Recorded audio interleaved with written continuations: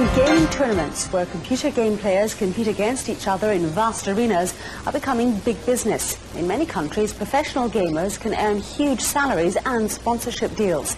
But the UK is in danger of falling behind.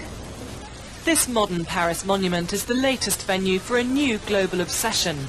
These people aren't here for the architecture. They're taking part in a marathon computer games tournament. This is the last sunlight they'll see for 3 days. Inside, it could be nighttime as they plug their PCs into a high-speed or broadband internet connection. Over the next 48 hours, 1,500 players, mostly male, will take part in a knockout competition. They won't stop to eat. They'll only sleep when exhaustion sets in. It's their way of socialising what can be a very solitary pastime.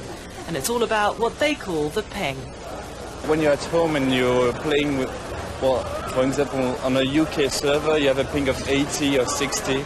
And in here, because it's quite small, you have a ping of 5 or 10. So when you're shooting someone, it goes faster, so it's more accurate.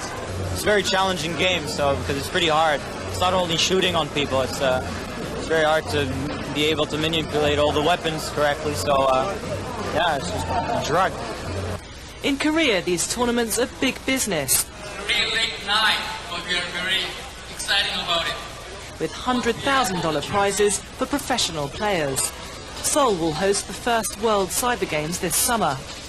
By comparison, Europe is behind, but sponsors are becoming interested.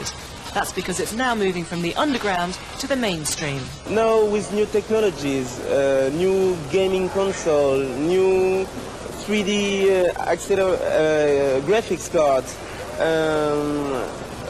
more and more people are concerned with video games, and there is a wide audience now. In Britain, 5 million people play computer games. By 2004, the market will be worth £3.5 billion. It's an area that telecoms companies are desperate to exploit. Online gaming is exciting because of the speed it brings you. Broadband brings you into a new dimension there. You never know what's going to happen, and you never know who's going to be around the corner, who you're going to be playing against. The telecoms industry are excited about online game services because we have the broadband network that we believe these people are going to require to play online games. But that's the problem. Unlike football, computer game players in the UK are behind in the World League. At this bar, one of the few places where you can play with other people, they blame British Telecom. Until recently, BT had a monopoly on the broadband network. Now it's supposed to be opening up to competitors. But unlike the speed of the games, it's moving at a snail's pace. For a gamer, broadband communication is very important. It's pretty difficult to get that in the UK because of the restriction of the supply of broadband communication, but also because of the expense.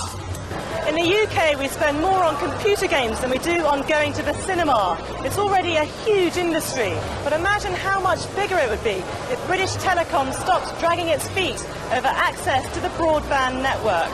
Rebecca Pike, BBC News in Paris.